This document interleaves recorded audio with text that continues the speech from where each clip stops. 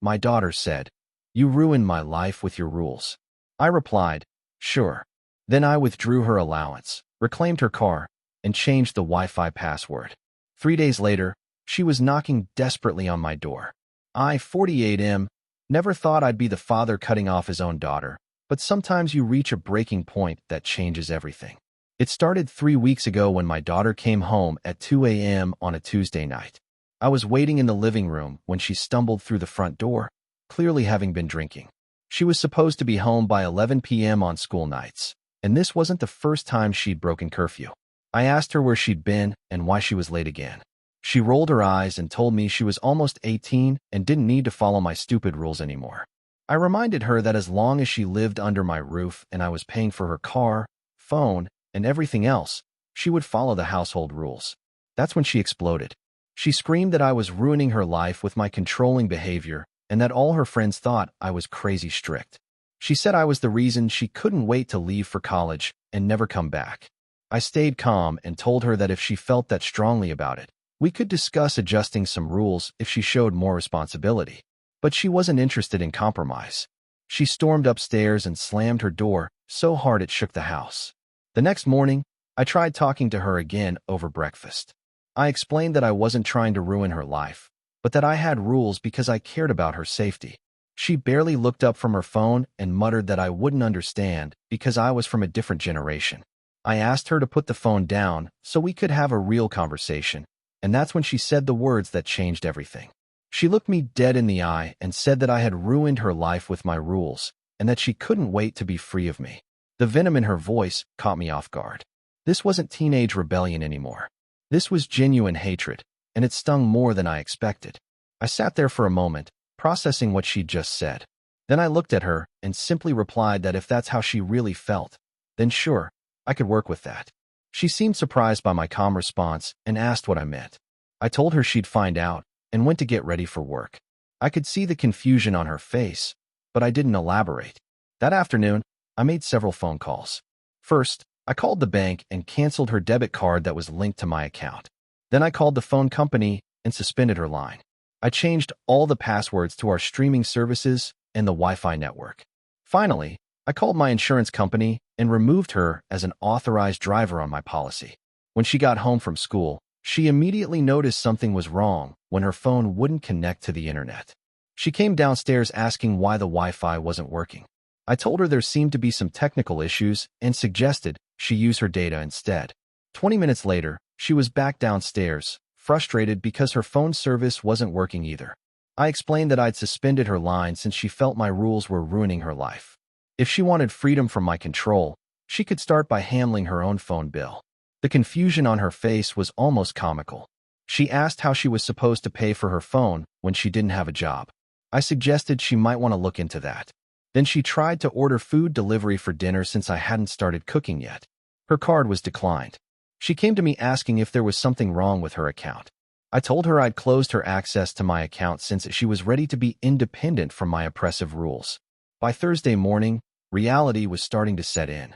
She couldn't drive to school because I'd removed her from my insurance policy, and she couldn't call friends because her phone was still suspended. She had to ask me for a ride, which was awkward since we'd barely spoken since our argument. On the way to school, she asked when I was going to fix her phone and card. I explained that they weren't broken, just that I was no longer paying for services for someone who felt I was ruining her life. She could arrange her own services anytime she wanted. Friday after school, she found me in my home office and asked to talk.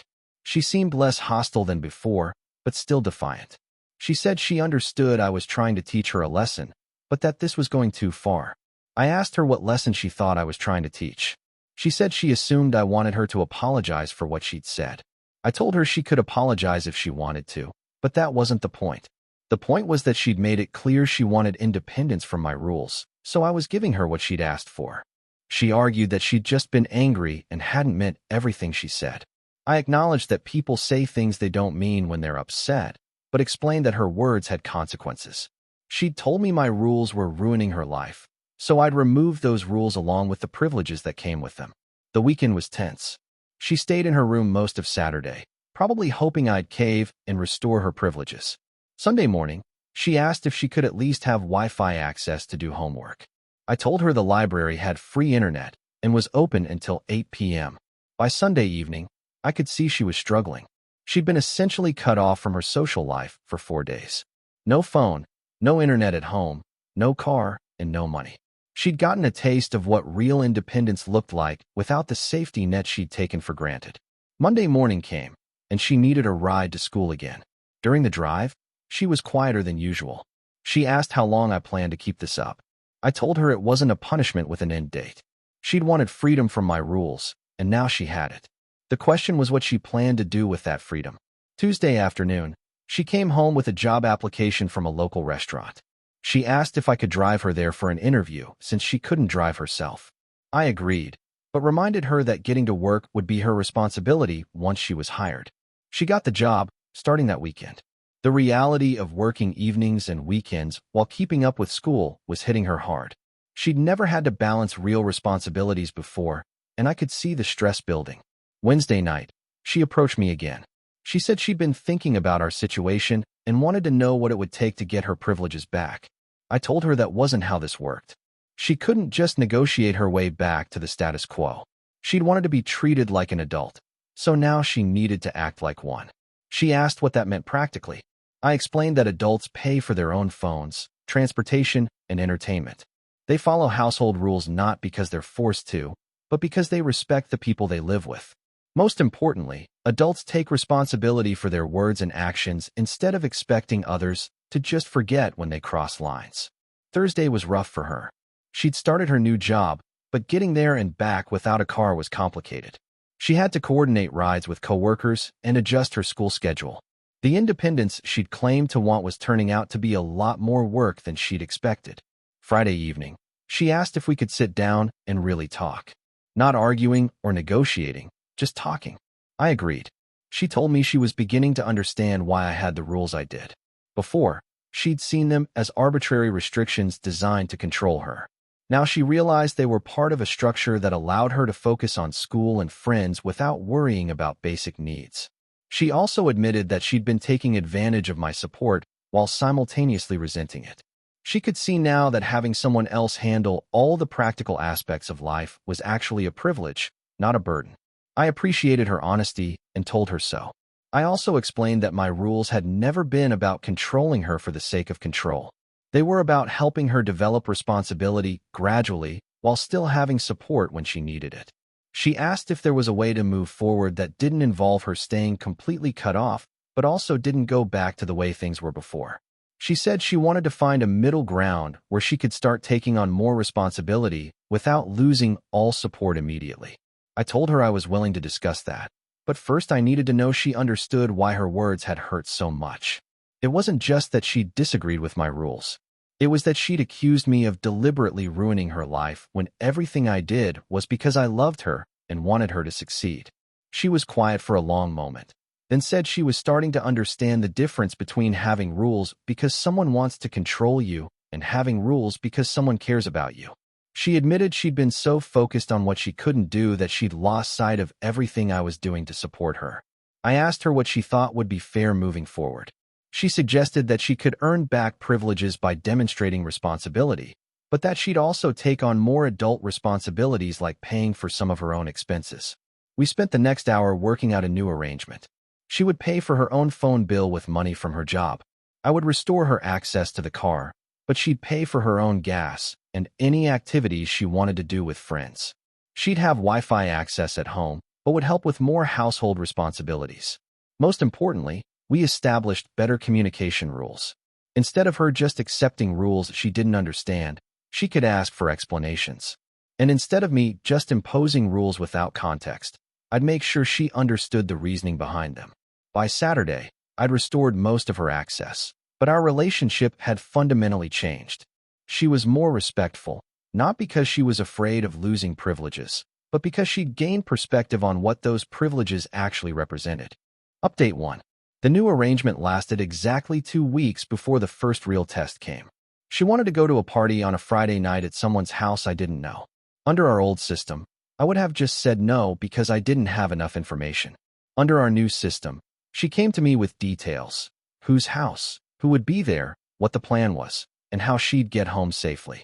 After discussing it, I agreed she could go with a midnight curfew. She thanked me and stuck to the agreement perfectly. When I picked her up at midnight, she was ready to go and hadn't been drinking. The next Monday, she came to me with a problem. Her job was offering her more hours, but they conflicted with her current curfew on weeknights. Instead of just complaining about the rules, she presented it as a scheduling issue we could solve together.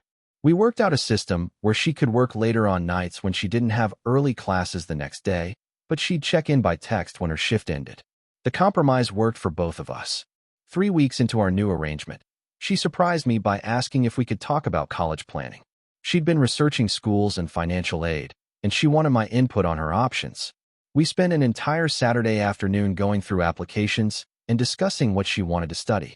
During that conversation, she told me something that caught me off guard. She said that having to manage her own phone bill and gas money had made her realize how expensive college was going to be. She was starting to understand why I'd been pushing her to think seriously about her grades and future plans. Update 2. 6 weeks after our confrontation, she brought a friend home who made an interesting comment. The friend mentioned that my daughter had been talking about how much better she was getting along with me lately and how she'd learned to appreciate what I did for the family. That evening, after her friend left, I asked her about it. She seemed embarrassed, but explained that she'd been complaining about me to her friends for months before our fight. After experiencing what life was like without support, she'd started defending me when friends complained about their own parents. She said she'd realized that most of her friends had no idea how much work and money went into the things they took for granted. None of them paid for anything themselves, but they all resented their parents for having expectations and rules.